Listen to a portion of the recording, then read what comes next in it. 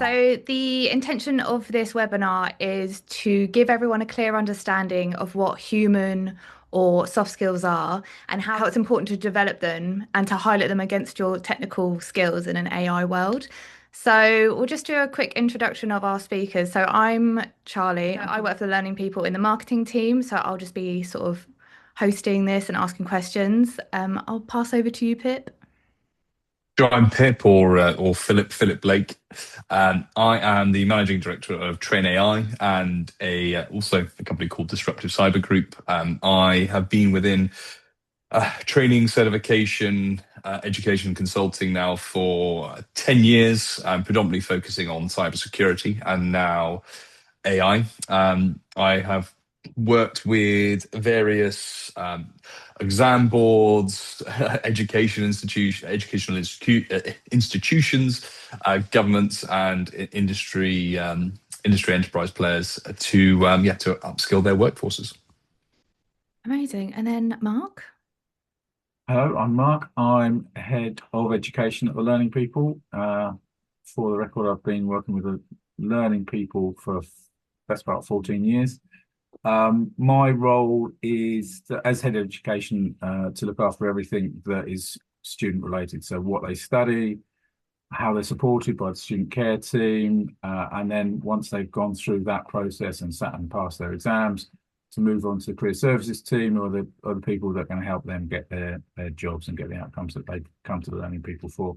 Obviously, AI is a big piece in terms of the curriculum nowadays. We've embedded AI courses or content into our career pathways for quite a while now because it's one of the key things. Everyone's talking about it, as we know, and having an understanding and a fluency in AI is really going to be important for everyone's future careers.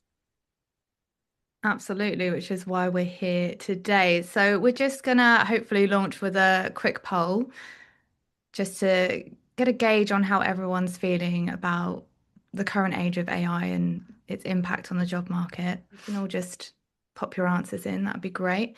So this is just a really good opportunity for us to mention that this is sort of, I guess, a 6-month check-in because we did a webinar back in September with Chris Pedder from Ombudsman, I believe is how you say it, that looked at AI's impact on the employment landscape and sort of what the skills were that people were really looking for as employers. So yeah, now this is, I guess, looking at how the landscape is changing a bit. There's a recent report that was released by Cornerstone that revealed that AI and machine learning skills has surged by 245% since 2023, which probably comes as no surprise. However, that same report also demonstrated that AI is only or most successful with human intervention.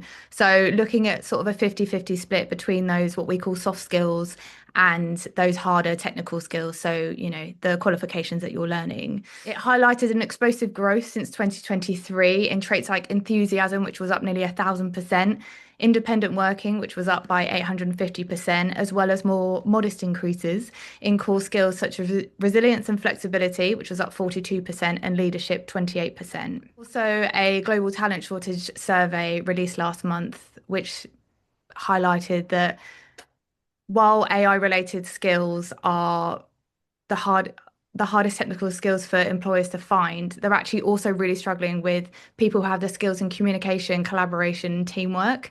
They're extremely important in this day and age. So whilst the demand for AI and technical skills is skyrocketing, employers are starting to shift their priorities to people who bridge the gaps AI leaves open. So we're going to dive into what some of those skills are.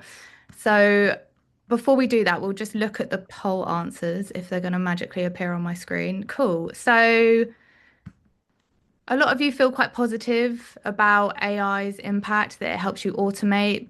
People feel neutral. Quite a few of you feel concerned. So hopefully this webinar can help reassure you a little bit. So this first section is going to be mostly Pip talking, I guess, and it's looking into the truth of what AI actually replaces and what it doesn't. So, Pip, can you maybe just kick us off with explaining what human in the loop actually means and why we're hearing more about it in references to AI processes? I suppose in terms of allaying fears, and I reasonably interesting poll results. I only saw them for a little bit, but I think about of those reviewing it, I think it was reasonably even split in terms of, I think it's about 30% were positive um, on AI, which hopefully by the end of this we may have a little bit more of you being positive about AI, and the human in the loop element is probably the most important part of that. And the underlying concept of it is that it sort of refers to AI systems essentially being designed so that humans proactively participate at key stages of that particular of that particular system. Yeah, to give you some examples, healthcare, for example, if obviously then you can have AI doing lots of analysis on scans and that sort of thing, but ultimately, who do you want giving a say a diagnosis to to a patient, having that human touch, holding their hand, having having a sort of the coming back to that softer skill, having sort of a manner about you to be able to deliver that news, whether it be positive or negative, is always going to be a factor. Um, Things like within financial services, like fraud detection. Obviously, we've seen autonomous vehicles as well, and those sorts of elements in customer support. Customer support is probably something that everyone on this call has been through, where maybe you're giving a complaint or you want some information. Yes, you start off with the agentic or with the AI agent that you're just sort of going through the motions. Maybe you get your answer and they give you the piece of information you don't you need. If you don't get it, then you get sent directly through to a customer support representative to take you a little bit further. Now, the cycle that those organizations will then go through, they'll look at sort of the transcript, they'll say, actually, hang on, we could have actually answered it. Our AI agent could have answered this. They will feedback. There'll be a human in the loop who then ultimately feeds back, is utilized to train that agent in an improved fashion, so that as and when maybe that particular question comes up next, you're in or that agent is in a more informed position to give the correct answer.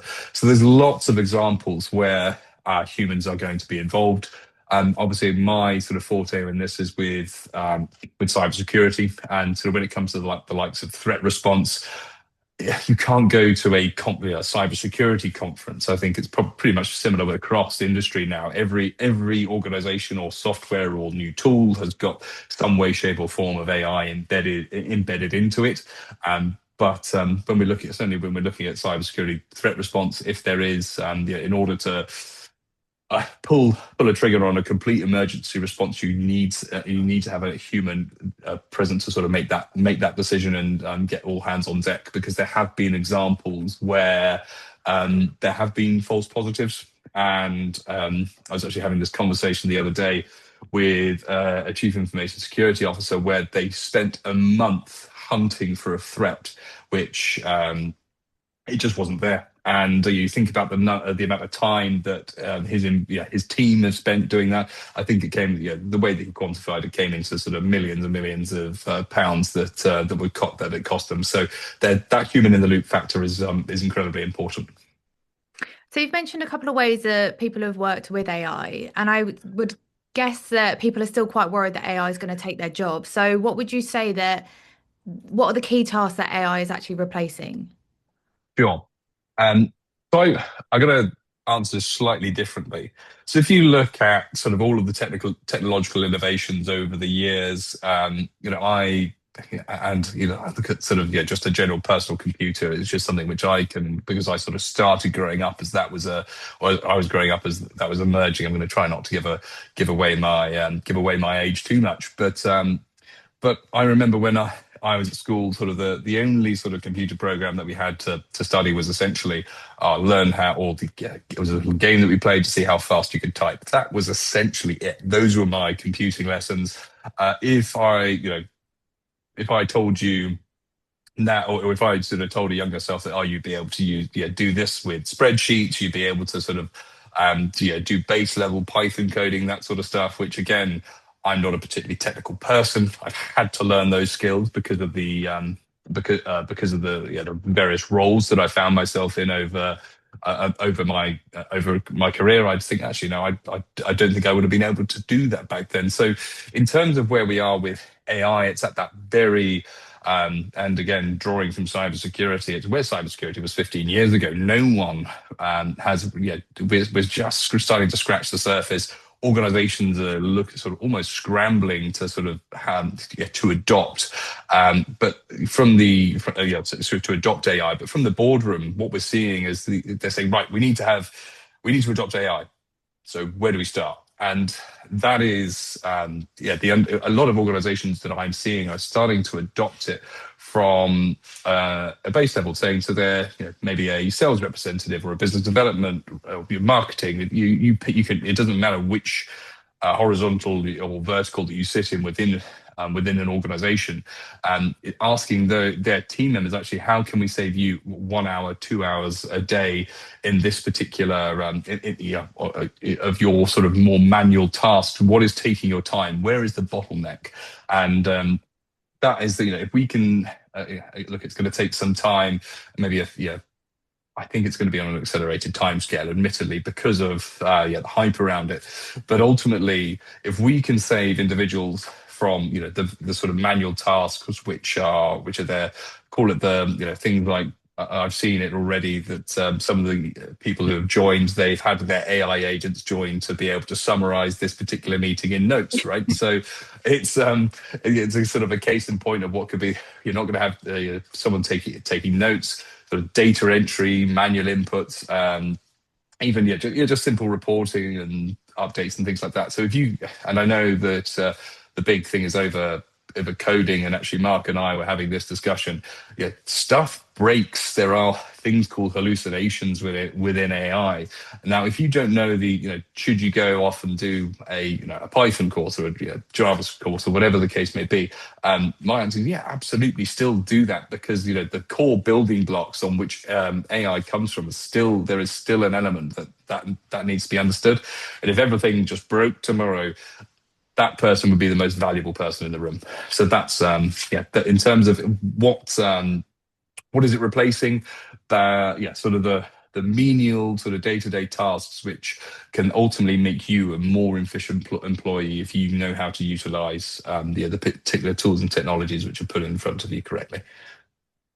Um, And what would you? Oh, did you have something to add, Mark? Sorry. Sorry, all I was going to add was literally after our conversation, Pip, I was talking to someone who probably can't say too much about, but in the coding world, and they were talking about the fact that they've been using AI to help code things, and the problem they've had is it's great, and I think we did discuss this. It's great at churning out thousands and thousands of lines of code, but it's when that code isn't great because it's hallucinated something, or it's actually picked up from it's copying bad code that is found on the internet.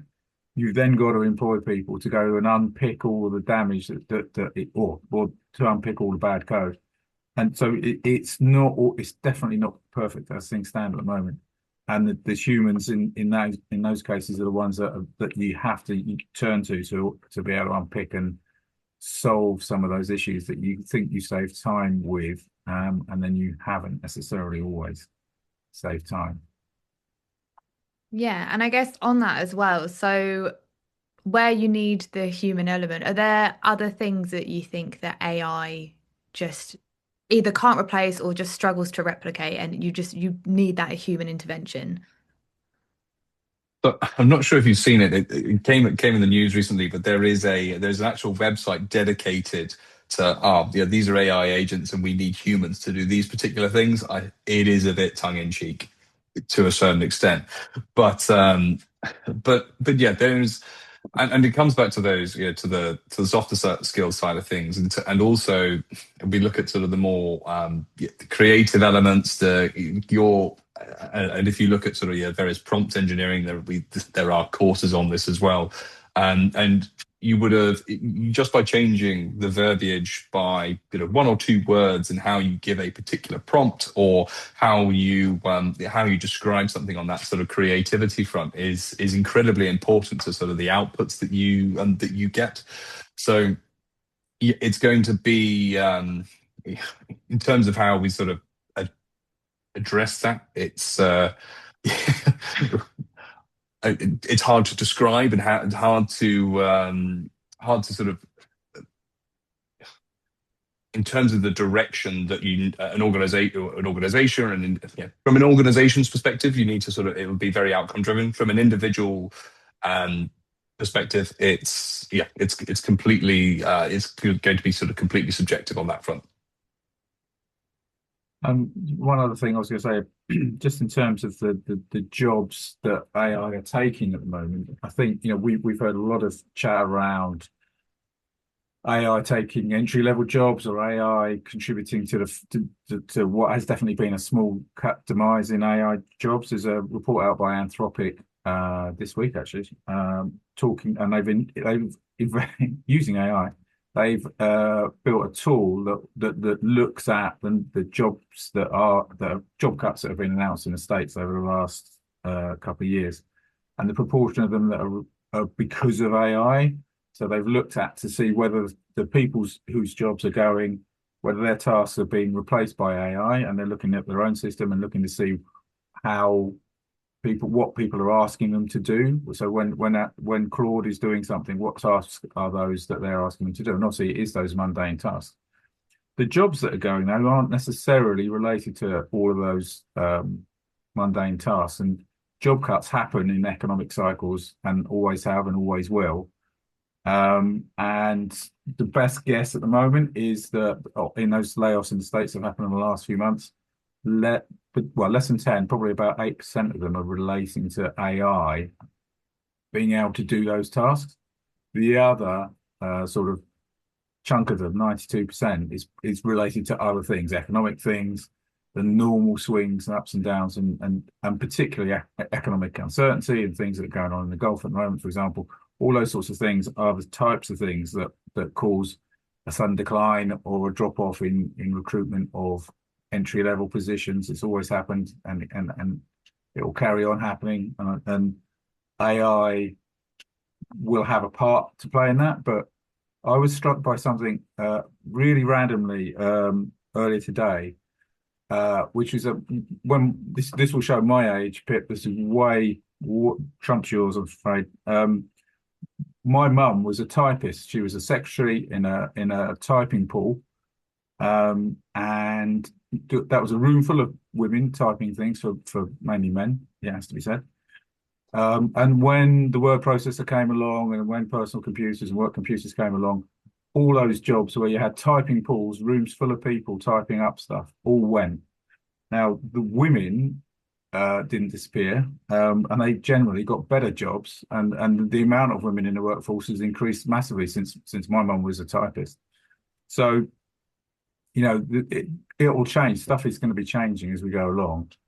Tasks are going to be automated that we used to do, and we used to think someone had to do them.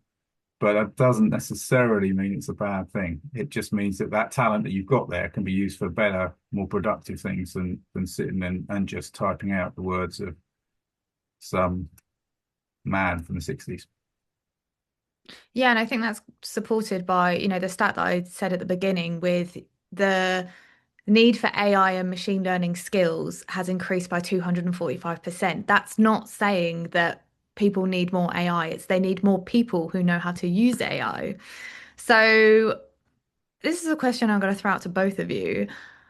Do you think there are any skills that people underestimate in themselves because of this growing age of AI?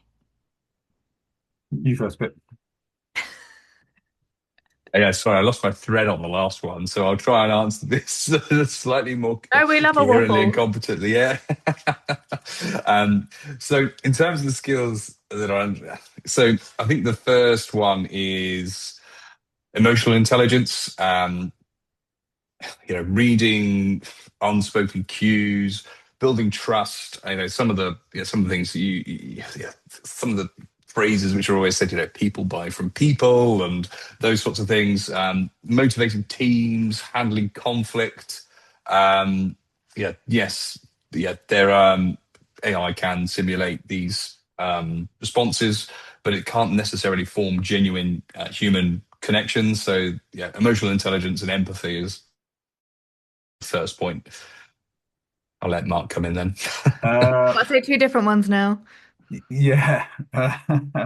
So, I mean, I think, funny enough, actually, as much as we talk about the power of AI and the undoubted potential that it has, critical thinking and is still a really important human characteristic because, as a general rule, you'll have a wider vision. A human being will have a wider understanding of things than any kind form of AI or agentic AI or Gen AI or whichever. So I think that critical thinking piece and the communication skills which people will have from their life and from other things they've done, and a lot of our students, one of the things they bring are those sort of softer skills from an employer's point of view.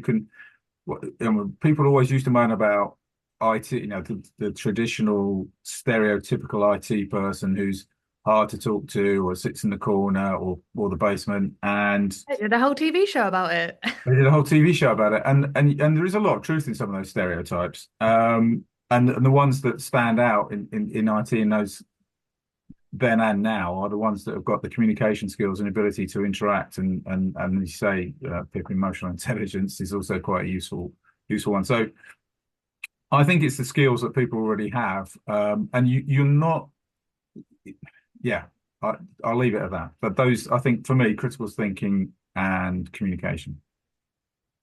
We're gonna pop up another poll just about people's where they're at in terms of employment as the next section's on that. But we've had one in the chat, um, which is asking around the threat or risk of AI in for people who've done cybersecurity training, and obviously your background's in cybersecurity. So Yeah, what would you say about that? that's a great question. So I've anything that can be used for good can be used for bad, and so what we're seeing with, and I imagine that where that question is so the entry level sort of SOC analyst roles, which are it's a lot of going through logs. Hopefully, not getting too technical for everyone on the call who's not necessarily from a cyber background. It's a lot of things like just trawling through logs, looking for inconsistencies and that sort of thing. So actually, if you can automate that, that particular individual is essentially or that particular role now has a predominant amount of of that job automated. It doesn't mean that that job just completely disappears. It means that individual can focus on maybe rather than coming in at there's various levels of SOC triage. We won't get to that. I won't go too much to it in depth, but it gives you the ability for that individual to sort of be repositioned or redeployed in a different function. And coming back to Mark's point about sort of typists and various others, jobs have just come and gone over the last for centuries. It's just another phase that we're going to see. Does this make cybersecurity individuals completely redundant? No, absolutely not. And the reason that I've almost completely ignored AI for the last 2-3 years because we've seen it coming. It's always been there. I think I've always worked within a technical organization. I used to work for an application development company, and even then, the one of the developers he was building a automated automation rather than AI back then. Building an automated system just to answer his emails that this one's critical, this one's not, and because he was obviously incredibly talented at it. Building things that wasn't a problem. So no, cybersecurity is not going to disappear overnight. We've seen it coming because the answer that I have is we know it's been coming, but because of the processes and protocols that we put in place and the governance and compliance, there shouldn't be a problem. I think the biggest question that we're seeing organizations ask at the moment, and where I'm having most of my AI consulting discussions, is around sort of actually we don't necessarily want to deploy something completely new that we've not tested. Copilot at the moment is getting a lot of airtime simply because it's within the Microsoft ecosystem, and it's easily deployable for that particular organization because it fits into their sort of governance framework, which they've already gone through the process of. So it's not necessarily the best tool out there, but certainly because it checks those, yeah, the cybersecurity boxes. I know that's not necessarily answering the question. I don't know sort of which particular role you're in at the moment, but I would say that yes, AI is going to help, certainly from a threat detection perspective. But yeah, it's definitely not going to to cut roles within cybersecurity, because as more and more organizations adopt AI, they're going to need to have those best practices in place. And organizations, small, medium-sized organizations, which haven't taken security necessarily as seriously as they should, are going to start having to take it a lot more seriously. Yeah, and I think and another thing to bear in mind is, and this is something that gets lost in some of the headlines around job vacancies and those sorts of things. Albeit though that there are entry-level jobs that maybe not as common as they were at the moment. If you look at tech hiring in the UK in particular, which is kind of what we can talk about in Australia and New Zealand, um, cybersecurity hiring is actually was up, so up to 2.2% over the last year. So there are places where things are dropping off. There are times where you've got issues kind of for people to get jobs, and there's definitely competition out there for jobs. So it's not to say that it isn't hard to get a job. It's always hard to get a job. I've never known a time where people have walked into jobs, certainly not in my lifetime anyway, working lifetime. People haven't just been able to walk into a job. It's always been the case. You've got to fight. You've got to be the best candidate possible. You've got to be able to use all the tools that are available to you. Nowadays, we've got more tools. But I think the people that are going to thrive in cybersecurity are the people that are able to use the AI tools alongside doing their job. A good SOC analyst is a good SOC analyst. Nowadays, a good SOC analyst will need to be able to use some of the AI tools that are becoming available to them. There's actually more attacks powered by AI than there ever was before. You've got to defend them as well. And to deal with that kind of thing, AI helps you scale up that individual. It doesn't mean you need less individuals, just means you need better equipped individuals. So I think in terms of AI and cybersecurity, from what we see, it's not going to have a massive impact on the numbers of human beings working in that sector. No, I mean, governments all over the world are trying to protect their data and assets and are rolling out initiatives to try and train more people because it is so important. It is a massively growing sector.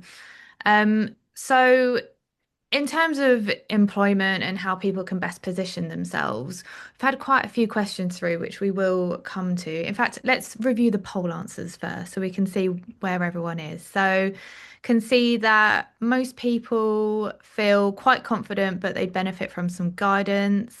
Um, Quite a few of you aren't really sure and haven't really thought about it in your application. Some people are really struggling and don't know where to start. And actually, only a few of you feel very confident. So hopefully, we can help build some confidence with some of you.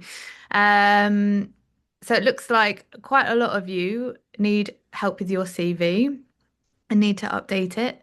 And that your LinkedIn also needs updating, which is if you're obviously a student of ours, then you will get that help when you hit career services, which I'm sure Mark will gladly talk more about later. Um, so what human skills do you think are becoming more valuable as AI becomes more prominent? We've obviously talked about, the skills that AI can't replace, but what are the ones that are going to work best alongside it? As I kind of alluded to earlier on, there's a large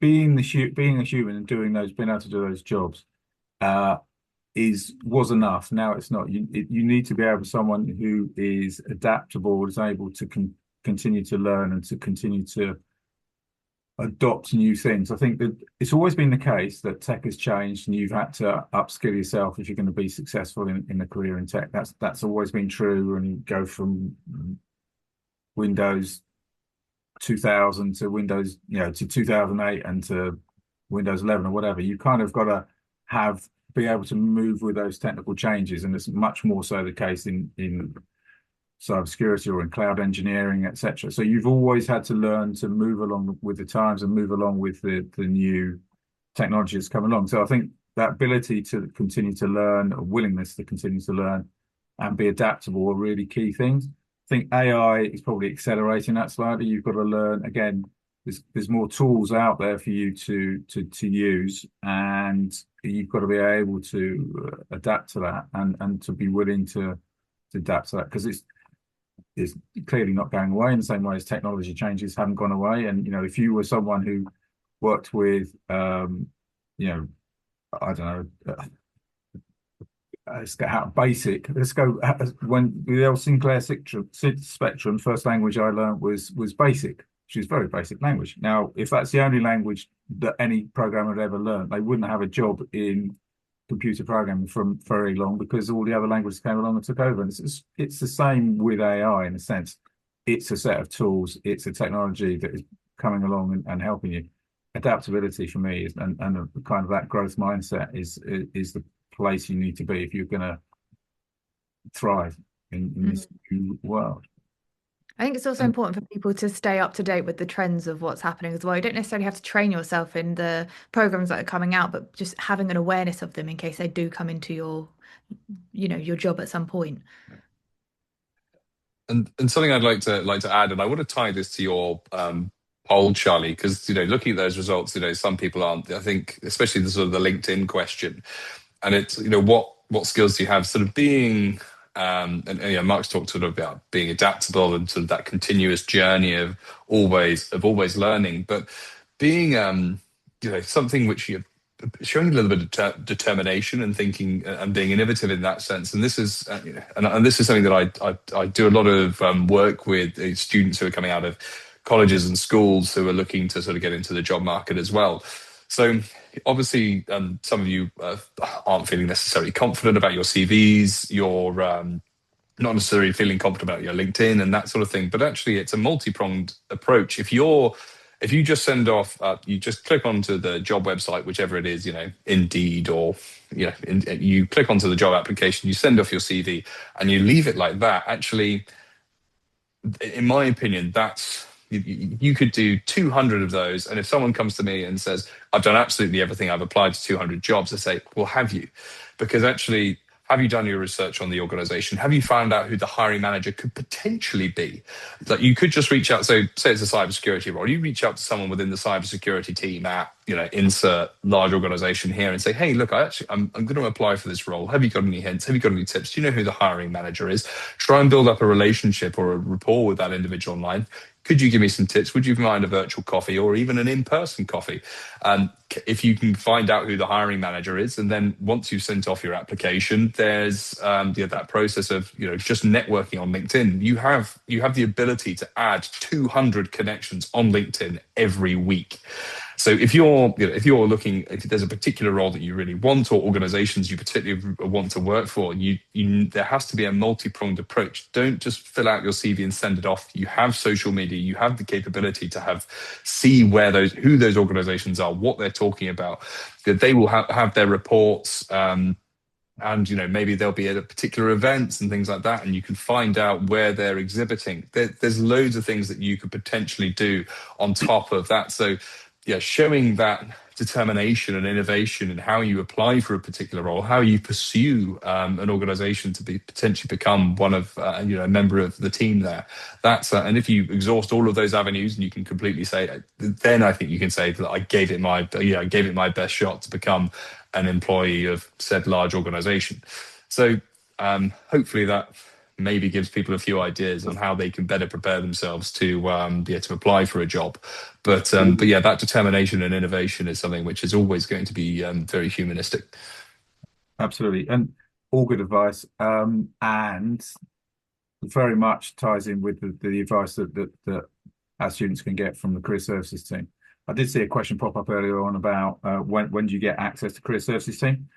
In all honesty, we always say get your first certification under your belt because then the career services team have got something to work with. So that you've come into us, you worked hard, that's an important characteristic that employers are looking for, and you've passed an exam, which is another important characteristic that they're looking for, particularly given the fact that it's going to be relevant to the jobs that you're applying for. So concentrate on getting that first certification under your belt. And at that point, you automatically then signposted to the career services team, and then they will give you advice, some of which will be similar to what Pip just said. But they can do that, look at your CV, look at your LinkedIn profile, not using AI. You'll get one-to-one human contact with the career services team when you get to that point. So get your certification, first certification under your belt. There'll be others that you need to do. Get that first one done. It's always, the more you do, the better. But the first one's really important because that's what unlocks the key to working with career services, because they have something to work with once you get that first certification under your belt. Absolutely. Excellent advice. And on the networking, bam, I've just pinged a link into the chat for anyone who's a student or alumni and wants to join the Learning People Students and Alumni group on LinkedIn. It's a network of nearly 2,000 students. So that's a really good place to start as well, and just practice asking some questions to people. Because I do think it's quite easy to get caught up in sending hundreds of CVs to lots of different jobs, but actually it's taking the time to look at what the job description is and tailoring your CV to that. Because there's no point sending a blanket, potentially irrelevant CV to a job and missing your opportunity. You've got to put aside the time and, yeah, do your digging and do your research.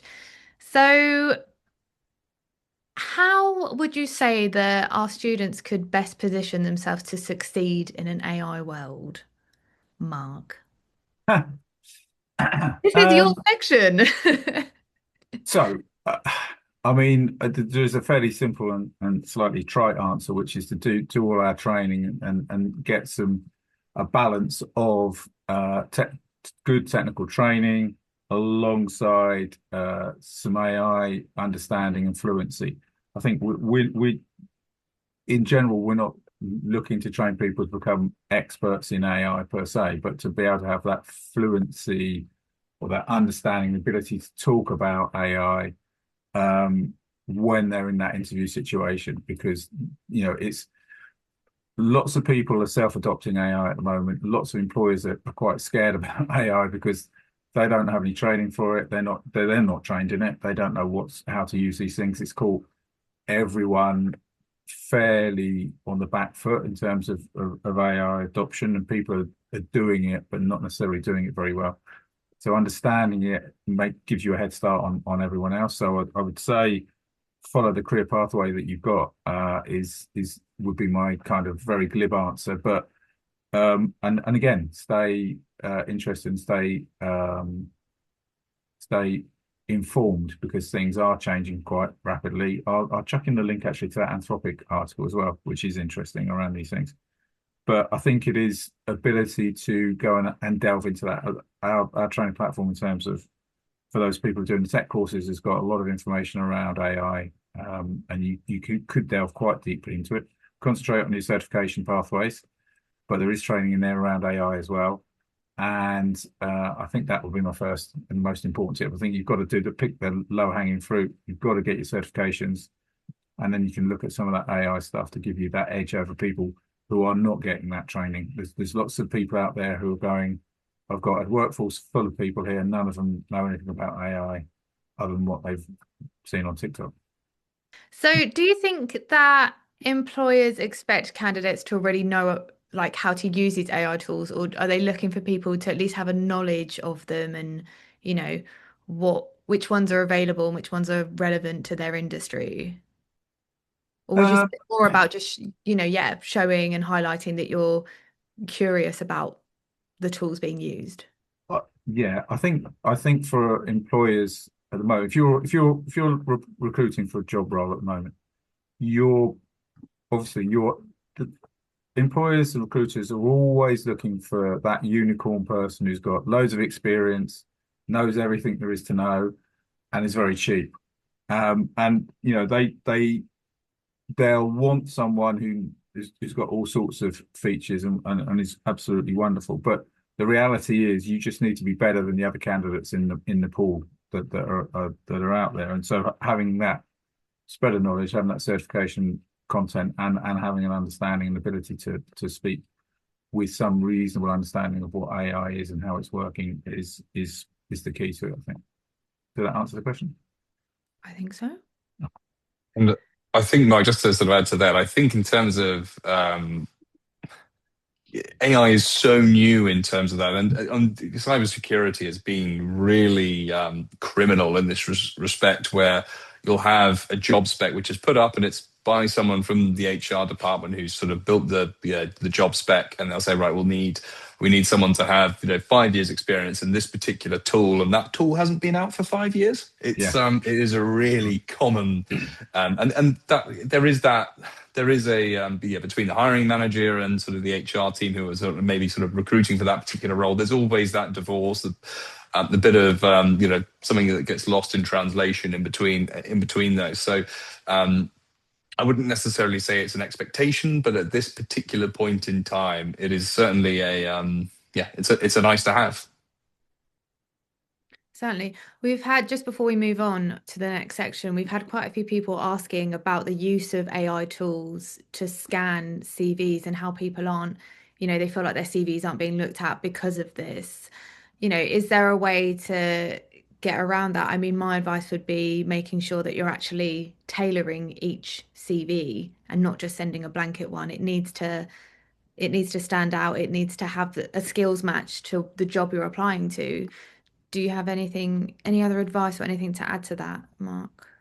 I wouldn't add to that particularly, other than it's a common piece of work that the career services team do with candidates is to help them to do that. You're right. Mostly it is about making sure that that CV is targeted to the actual application. ATS systems have existed for a long time. Tracking systems have existed for a very long time. They are designed, unfortunately, to filter people out as opposed to bring people in. So they're always looking for a way to kind of reject you as opposed to a way to kind of move you forward in the line. That's just a feature of the recruitment system that has grown up over the years. But yeah, it's got to be very, very targeted. And I think people but I'll be honest, the career services team are the experts in this. Yeah, I would say get your certification, then you can talk to career services and then they can help you. Of course.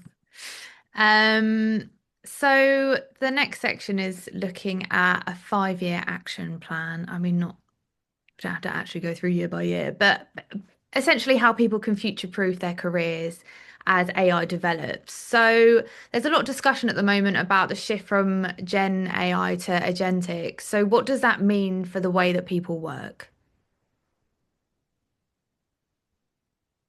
Well, I suppose I should probably I should probably take that one. If Yeah. that's sorry, I know we've only got we're probably going to run out of time in terms of sort of I know that there's a few questions and I know we want to do the Q&A session. So yeah, generative AI is basically helping us produce faster. So utilizing it, it sort of allows AI systems, or it lets us systems act towards goals independently. So we should be able to ultimately do things faster. So work becomes it becomes less about sort of executing tasks and more about sort of orchestrating those outcomes. So what does it mean for the way people work? Essentially, if organizations are dictating that they're utilizing these tools, these technologies to be able to sort of make ourselves more efficient, the human needs to adapt. We need to take that on board, and whether it's sort of through training, through certification, just to sort of pull in sort of the organizations that I'm working with at the moment. They genuinely have no idea how to how to utilize it. They know they want to use it, but they don't necessarily know where their bottlenecks are. Is how do we make ourselves more efficient? And probably the most archaic way we're showcasing to them of how to utilize it is, right, how can we save every person in your entire organization an hour of their day? Say that person's hour is worth £20, just throwing a figure out there, or whatever, £12 if we're doing minimum wage. Now, if you scale that up over a year, and you can showcase that you're saving that organization X amount of money, and ultimately it's going to make that organization more efficient. So if you can have individuals within your organization who are coming into that organization already trained, already utilizing those tools, it's going to put you it's going to put you instantly in a better position. So how do you future proof, learn those skills, learn those tools, and there's a new shiny one coming out every day. So understanding the very base level of what is out there, looking at Anthropic, looking at Claude, all the sort of stuff, which it's a good base knowledge to have. Yeah, I think to the point about agentic AI,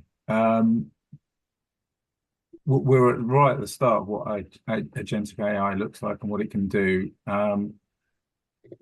My kind of simplistic take on it is it's a very advanced form of automation. So it's going to automate certain things and enable people to do tasks that they more quickly, or have someone doing a task with you. So you look at customer service, you have a human customer service agent, you have an AI agent next to them that's working with them, and that'll answer the really, really basic repetitive questions, and the human will spend more time on the more detailed ones. But businesses or organizations that require talent pipelines, that require a community of people that can kind of work through the organization, and you need people coming in to do jobs. Now, AI and agentic AI will definitely help with a lot of those entry level things, the really boring things that people used to have to do. As a general rule, quite often either graduate jobs or entry level jobs generally involved a lot of really boring, terrible jobs that nobody else in the business wanted to do. And that's your learning was to do the boring stuff for however long, and you're kind of earning your way through the business in that respect. And eventually you start to get to do the more interesting things. I think AI is going to take some of that away. But that just means that people are going to go and start off doing slightly more interesting things. You still need people coming into any organization. There's old people like me retiring all the time. You have to have new people coming through. You have to have people that can move on and move up and move through an organization. That is in the nature of businesses, and I don't think that's going to be changed by AI. I think you're still going to require that throughput of talent. It's just that you won't have to go through quite as much of the whole grind that you used to have to do to pay your dues before they gave you anything interesting to look at. Is my personal take on the way these things are going to go for the early careers people. Great. And I mean, it's hard because it's so rapidly growing and changing, but how do you see AI developing over the next 5 years or so? I throw that to Pip. I do that. This is the thing, and I know this is recorded, and any predictions that you make will typically come back to haunt you. So I hate the prediction. Yeah. I hate the prediction questions because it's they, especially when it's recorded, they always they can come back and bite you. But I think so. Just on the what I'm seeing sort of from an organization perspective, and we're already seeing regulation for AI coming in. So I think in terms, we look at that EU AI Act. In terms of what's coming, I think over the next 5 years we're going to see mass adoption of AI. And the interesting thing for me, and I'm coming from a training perspective, I've never had. In 10 years, I never had a organization come to me and say, look, I want cybersecurity training. It was always me going to them and saying, actually, you should probably think about this. With AI, it doesn't sit across. Cybersecurity is one particular vertical, probably sits somewhere deep within IT for most organizations, right? But with AI, we're seeing it across HR, marketing, sales. And the respective other sort of various other silos within an organization. And I've had organizations coming to me saying, I want training for every single person in my organization who is anywhere near a computer, which is that's for me, that's completely crazy. So I think we're going to see mass adopt, and these aren't just sort of the large organizations, Fortune 500s. These are the small, medium-sized organizations which they realize that if they can adopt tool sets and technologies faster than some of the slow-moving organizations, which may be tied to the likes of Copilot and Microsoft tool sets because of their size, because the compliance which they may be bound by and ISO accreditations and things like that, they will take a larger share of they could potentially take clients, win clients, and they could become a complete a market leader through that adoption. So, and I'm seeing that across small and medium-sized organizations. So I think there's going to be mass adoption of technologies. I think we're going to see certifications start to appear on job specs.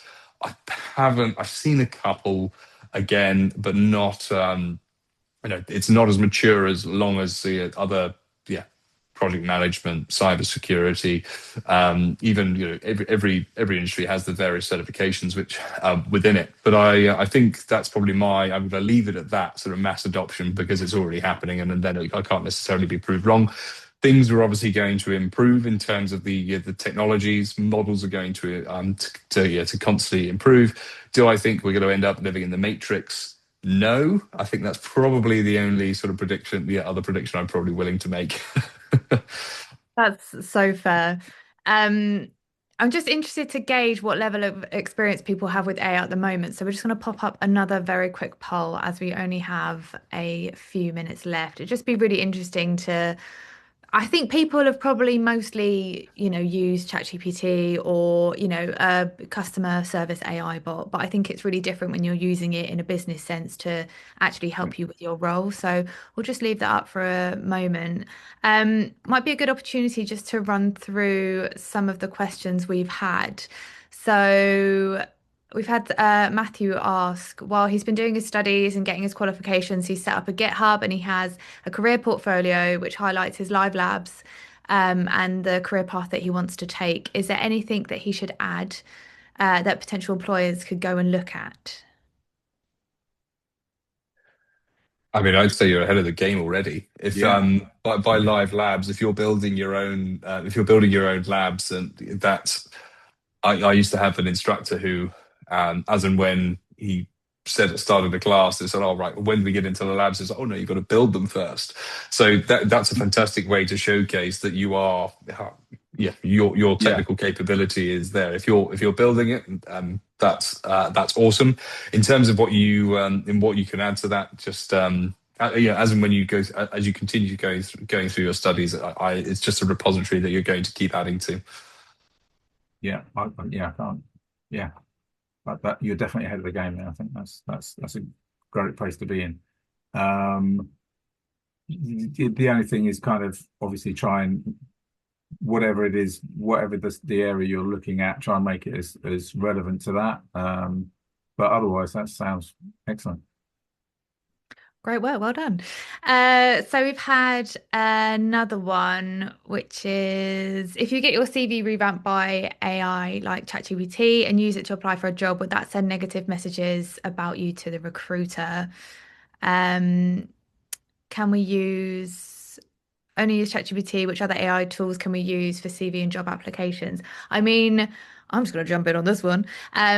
Obviously, if you're a student of learning people, then you'll have access to career services. And although using ChatGPT is a good way to start, if you really don't know how to create a CV, you really do need to be doing that tailoring, and it can be quite obvious, I think, as someone who's read hundreds and hundreds of CVs and hundreds of applications for all sorts of things. It's very obvious when someone is using AI to try, and put a CV forward or enter an award or whatever. And I do think you need that human element. There's no reason why you can't build out your CV yourself and run it through ChatGPT just to double check it, maybe bulk some bits out, maybe help you with formatting. But I mean, Mark, you can talk about the support that people get with career services. Yeah, first of all, I again, having read lots of CVs, ChatGPT ones or whatever tend to jump out at you straight away. Um, and I think basically this is a key thing that career services help people with. If you go through work with the career services team, take their advice on board, you'll be head and shoulders above people that have just gone out and chat GPT their CV. It is something that people do. It's no, people used to get somebody else to write their CV for them. They used to go to a CV bureau in the old days. There's always been a way of getting someone to do a CV for you. Um, the it does really need to come from you. If you work with the career services team, they'll really help you to hone that down and get something that is a killer CV that doesn't look like it was ChatGPT, but also does tick all the boxes and is targeted to those vacancies that you're looking at. Cool. I don't know if you've got anything to add, Pip. Now I'm conscious of the time, so see if No, we can get that's through some more fine. questions. Cool. So let's have a look. What else have we got? Um, oh, are there AI tools that are starting to replace traditional project management software or processes, and how should PMs adapt? Hmm. Um, I mean, again, there's AIs coming into a lot of project managers are working with a lot of AI tools. I wouldn't say there's a specific one that I can think of that's been used more than another. I know that people like Monday have built in AI tools into their system. So you've got there's a lot of them are doing that. I don't think I can advise on that one. Um, it's one of those ones where there will be a few that are good and a few that are not so good. Also, I'm not sure we should probably advise on that, legally speaking. But anyway, That's fine. I just wanted to touch back on people seem to be really, really concerned about CVs being scanned by AI and being rejected. And I had a thought that I know several people that had originally had their CVs rejected for jobs, but did exactly what you'd said, Pip, and they'd found the hiring manager or they'd spoken yeah, and connected with someone who works at the company, and now they're working in that company because it did slip through the radar. Like, I do think the networking aspect and the putting yourself out there, not just being text on a Word document or a PDF, and actually showing yourself and showing that you're interested and you're inquisitive and you're determined, I think that really makes you stand out. the career services team run a whole masterclass around networking and how to do those things because those are the things that make you stand out from candidate. And yeah, again, likewise, I know loads of people who've put an application in the traditional way, got rejected, and then have gone around in some other shape or form to get their CV in front of the right person and got in. By the way, that also shows the sorts of characteristics you're looking for in people rather than just knocking once on the front door. You've kind of made sure that you've kind of used all avenues possible to get in front of people. Absolutely. So we've hit the hour mark. So Lovely. thank you everyone for joining. Thank you, Pip, for being here and for being Yeah. so insightful. And thank you, Mark, so much for being here. So yeah, we Thank will you, send Sharon. out a recording hopefully at the beginning of next week. So if you're not a student already, a link's going to be popped in the chat quickly so you can sign up. If you are a student and you want to join the alumni group, please do and feel free. And if you're at the stage where you want to start talking to career services, then the email is in there. So thank you all again. And yeah, we hope you have a nice evening. Yeah. Have a good evening. Bye. Bye. Bye bye.